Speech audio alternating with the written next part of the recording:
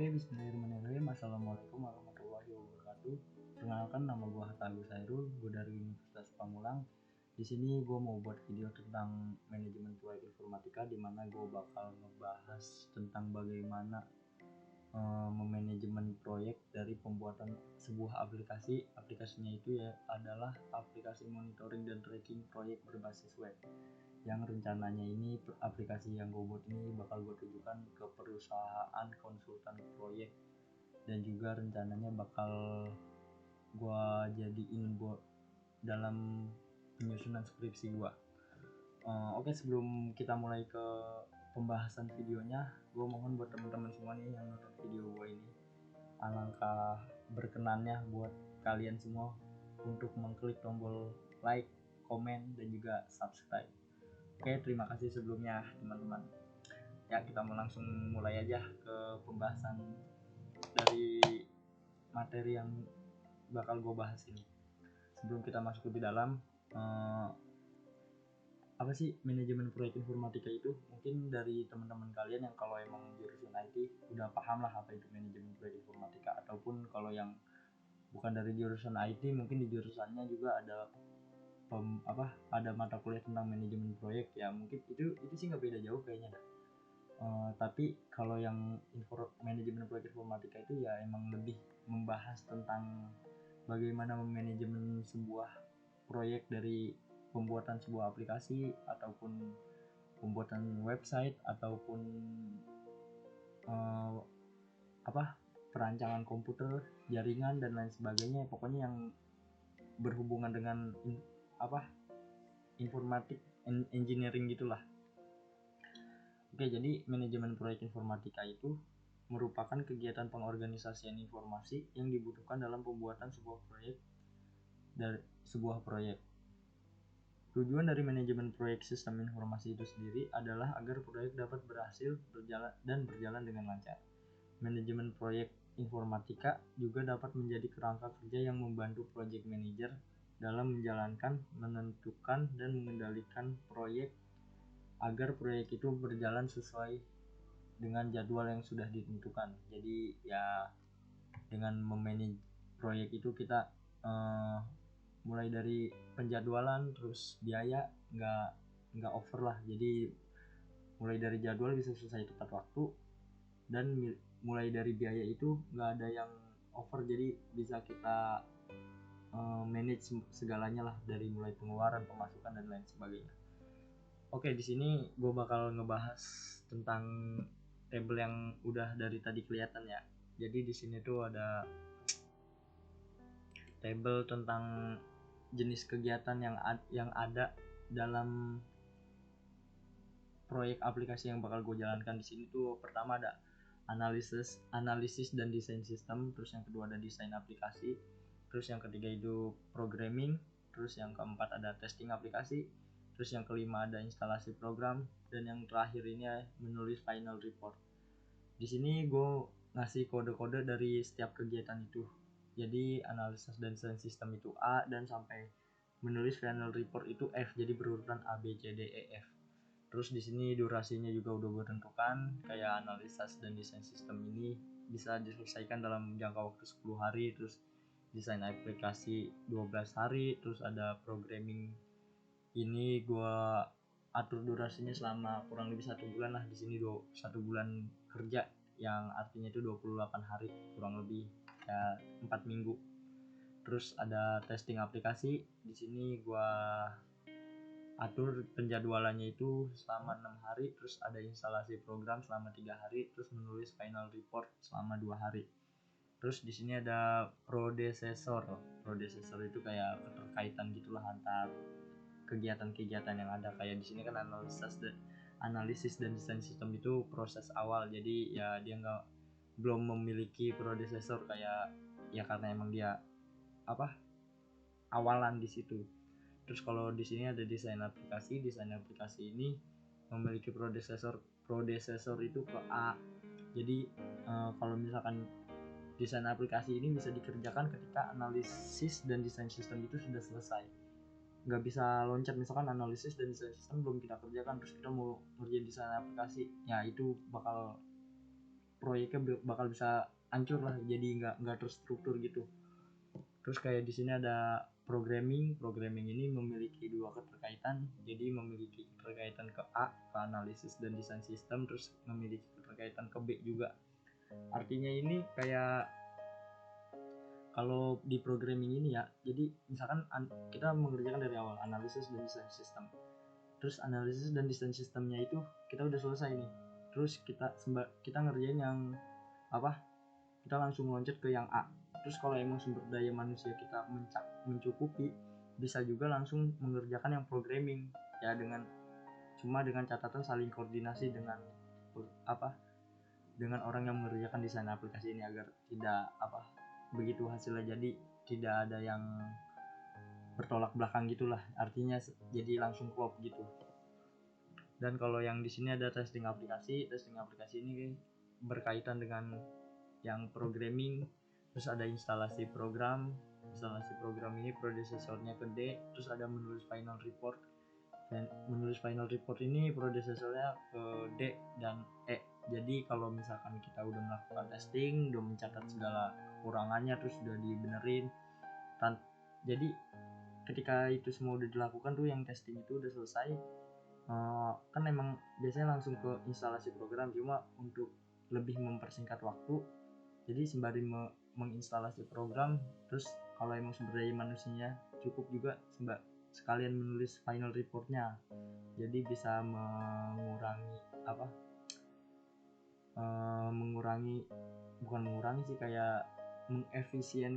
mengefisiensikan waktu yang ada.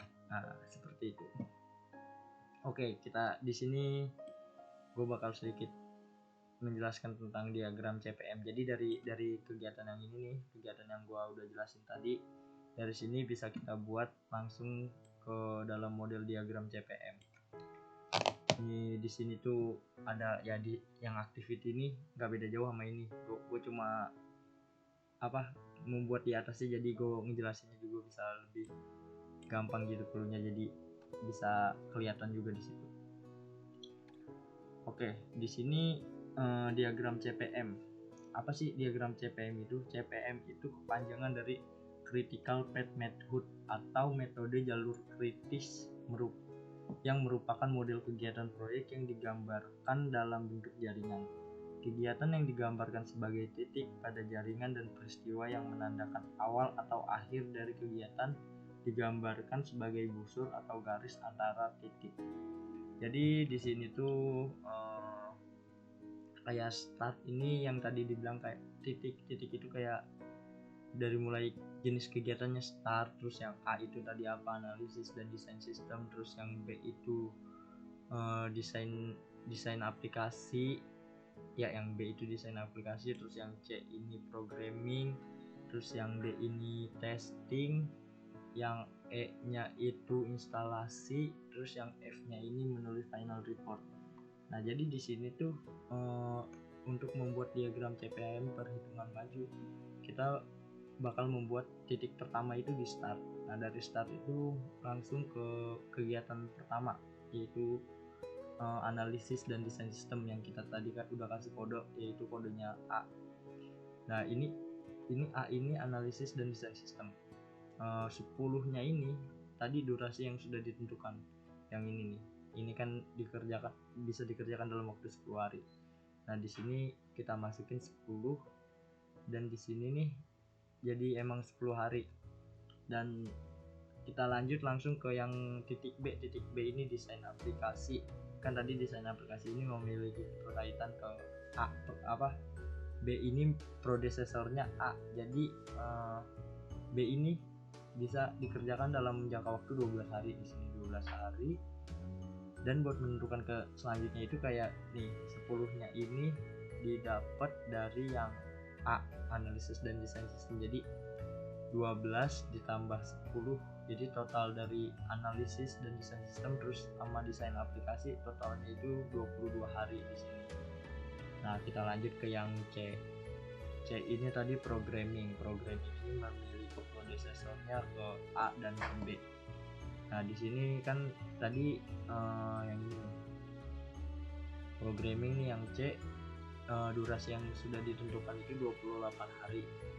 Nah di sini tuh kita ngambilnya ya kan, kayak yang B ini kan langsung ngambil ke A karena emang dia predecessor 51. Nah kalau yang C ini kan emang dia ada dua nih predecessornya, ada predecessor ke B dan ada juga yang ke A. Nah di sini kita ambil yang lebih kecil, jadi kita ngambil dari yang A. Jadi 28 ditambah 10 sama dengan 38 kan, kalau kita ambil dari yang B ini berarti kan 28 ditambahnya 22 jadinya 50 langsung. Udah nggak efisien banget lah buat dalam penghitungan waktu. Jadi di sini kita langsung ambil ke yang A, 28 ditambah 10 sama dengan 38 hari. Dan kita lanjut lagi ke yang D. D ini testing itu memiliki predecessor ke C. Nah di sini tuh testing bisa diselesaikan dalam jangka waktu 6 hari. Nah 6 hari di sini 38 nya itu kembali lagi dari hasil yang C tadi. Nah 38 ditambah 6 sama dengan 44 hari di sini. Nah dari D ini kita bisa langsung loncat ke F nih, menulis final report, dan juga kita mengerjakan instalasi juga ke yang kode E. Nah di sini kita bahas yang ke kode E dulu. Di kode E ini nih instalasi di sini ini kan dikerjakan dalam waktu 3 hari, dan di sini udah ketemu 44 hari nih selama dari A ke D ini. Jadi 44 ditambah 3 jadi 47 hari. Nah kalau yang F ini karena dia tadi nggak beda jauh kayak yang C, dia kan memiliki 2 predecessor, jadi kita ngambil yang lebih kecil. Jadi kita ngambil ke yang D. D ini kan di sini 44 hari, udah ketemu nih 44 hari. Nah jadi di sini kita ngambil yang 44 hari ditambah 2 hari nih. 2 hari ini dari punya si F nya itu menulis final report, jadi hasilnya 46 hari. Sampai akhirnya di sini udah selesai, kita finish. Ini diagram CPM perhitungan maju. Nah sekarang kita bahas diagram CPM perhitungan mundur ya. Untuk perhitungan mundur sebenarnya nggak beda jauh, cuma kita emang mulainya itu dari finish sampai start. Jadi di sini tuh di sini kan di bawahnya ini emang kosong. Nah di sini mau gua di sini tuh emang biar buat yang buat perhitungan mundurnya. Jadi nih gue jelasin di sininya nih. Kayak ini nih kan tadi 46 hari udah ketemu. Nah 46 dikurang 2 nih, 2 ini dari punya si F nya ini, jadi di sini hasilnya 44. Nah dari 44 ini masuk ke yang E dan juga masuk ke yang D. Kayak ini 44 dikurang 3 hasilnya itu 41 hari, dan yang ke D nya ini 44 dikurang 6 hasilnya 38 hari, dan begitu seterusnya sampai ke yang A ini, sampai ketemunya di A hasilnya 00. Artinya tuh memang ya benar ketemunya di titik awal gitu. Tapi di sini tuh kita memiliki slug kayak di sini tuh yang A ini slugnya 0, artinya ya emang sesuai jadwal gitulah. Dan kalau yang ini slugnya -2, slug 0, yang C slug 0, yang D slug 0, yang E slug -3, yang F slug 0. Dari diagram perhitungan mundur ini sudah bisa ditentukan mana-mana aja sih jalur kritisnya. Dan di sini tuh jalur kritisnya bisa buat tentuin yaitu A, C, D, F. Itu jalur kritisnya ya. Oke, pembahasan tentang diagram CPM udah cukup sampai di sini. Sekarang kita bahas tentang manajemen proyek di Microsoft Project-nya. Bagaimana sih cara pembuatan manajemen proyeknya di Microsoft Project. Oke, bentar, baik. Gua bakal pindahin slide-nya dulu.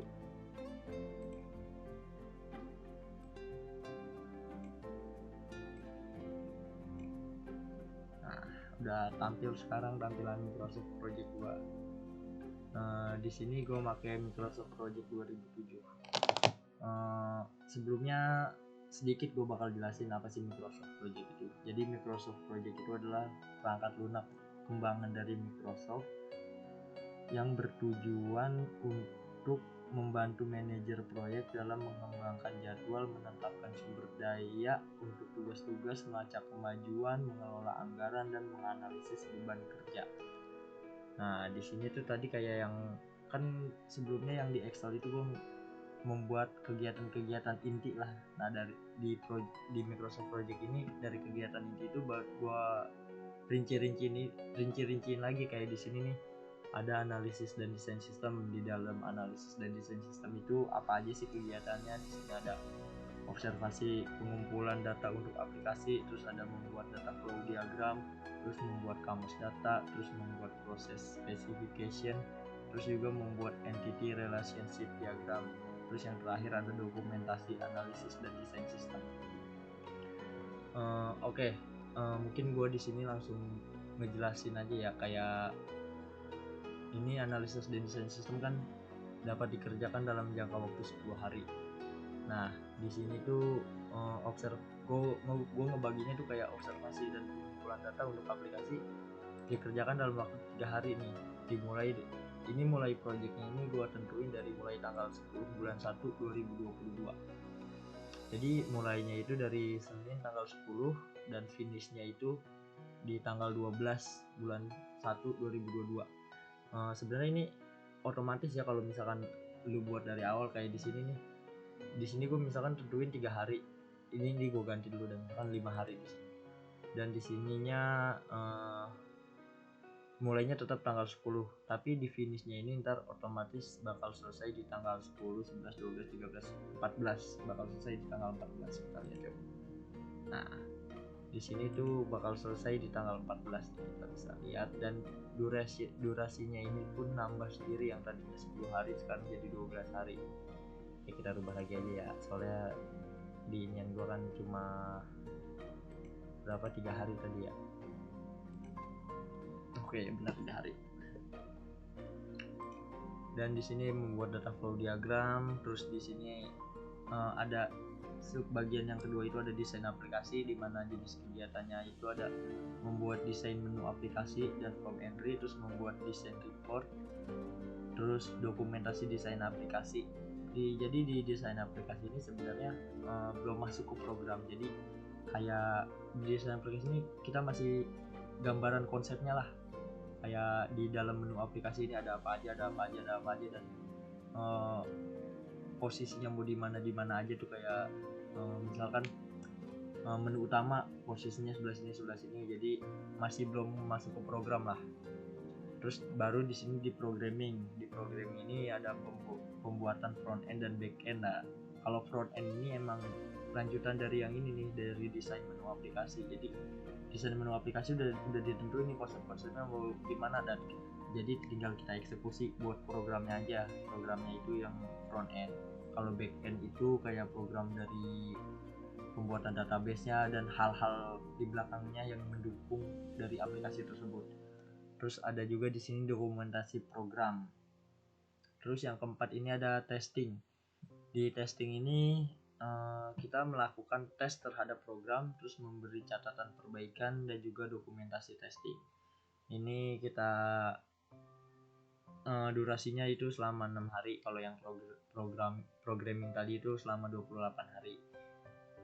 Terus yang kelima itu ada instalasi program. Instalasi program ini ada 2 sub kegiatannya, yaitu menyeting komputernya dan juga instalasi program ke komputer yang bisa diselesaikan dalam waktu 3 hari.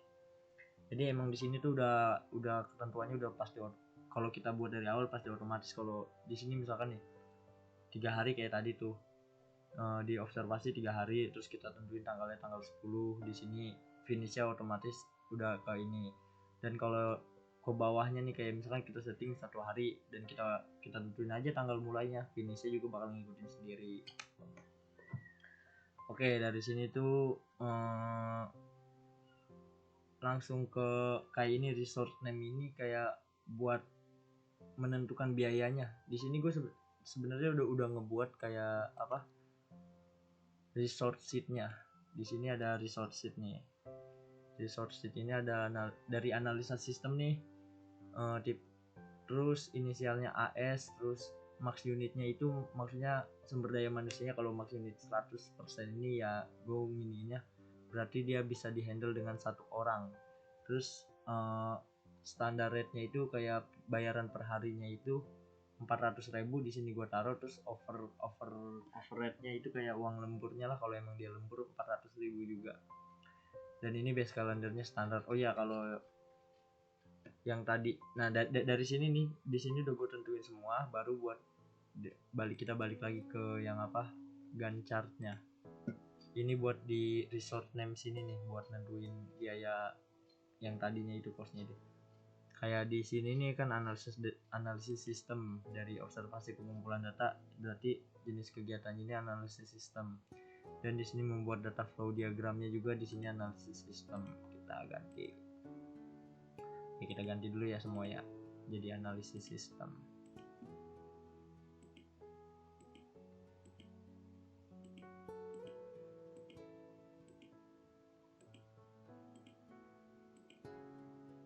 Terus yang desain aplikasi ini kita ganti jadi desain aplikasi.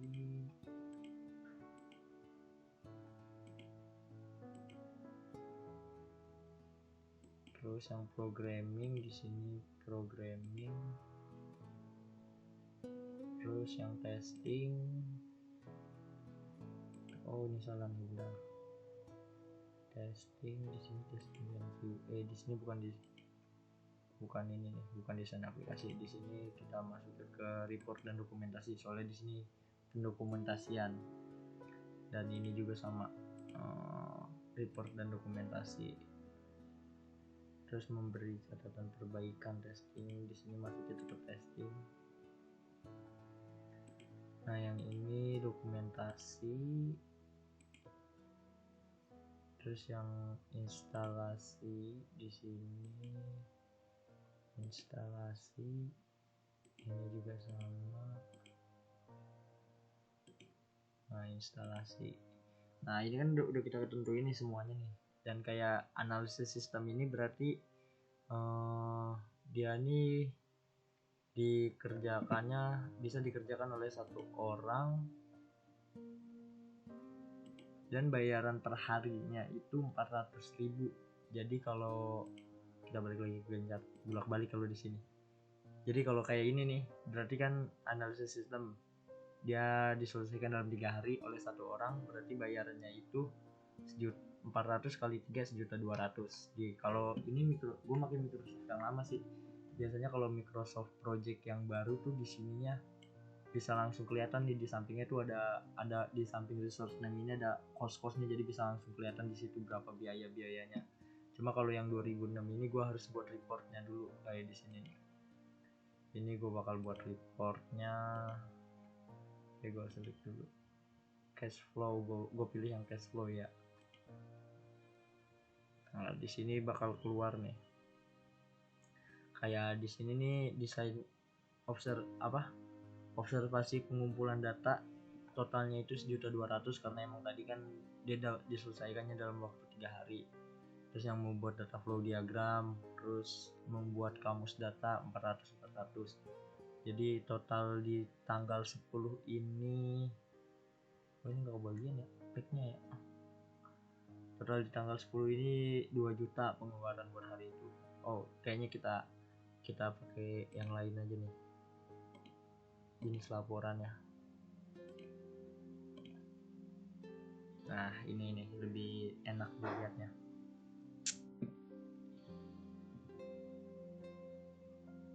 Oh, ini diurutinya dari yang dari yang biayanya lebih tinggi. Kayak di sini membuat front end dan back end itu kan tadi dari programming kan biaya per harinya tadi gue bikin 400.000 dan diselesaikannya itu dalam waktu 28 hari.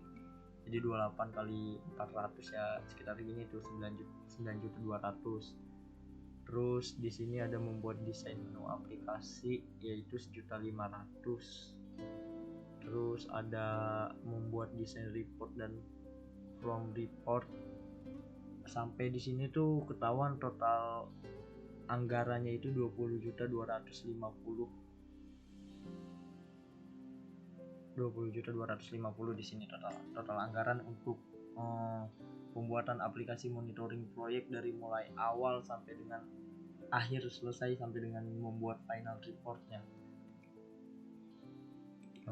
Terus di sini ada yang namanya Gantt chart. Jadi Gantt chart ini,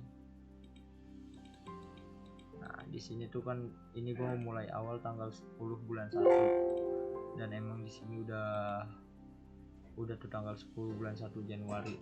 Jadi di sini itu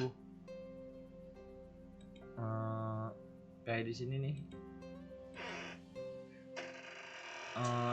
10 Januari analisis sistem, yaitu observasi pengumpulan data untuk aplikasi diselesaikan dalam waktu 3 hari mulai dari tanggal 10 nih, Senin, Selasa, Rabu, sampai dengan hari Rabu tanggal 12, dan begitu seterusnya sampai dengan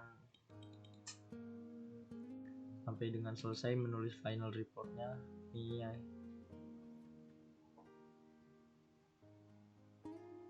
sampai dengan final reportnya itu selesai di tanggal 4 April 2022 di sini tuh.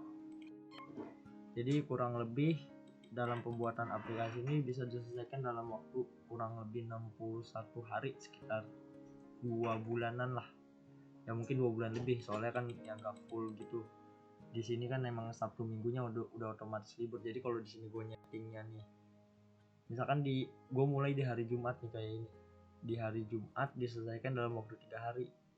Nah finishnya itu bukan berarti Jumat, Sabtu, Minggu. Finishnya bukan berarti di hari Minggu, bro. Finishnya itu emang di Jumat 1 hari terus loncat ke Senin, Selasa. Jadi makanya di sini yes, Jumat, Senin, Selasa. Kalau misalkan 3 hari, gue mulai di hari Jumat, jadinya begitu.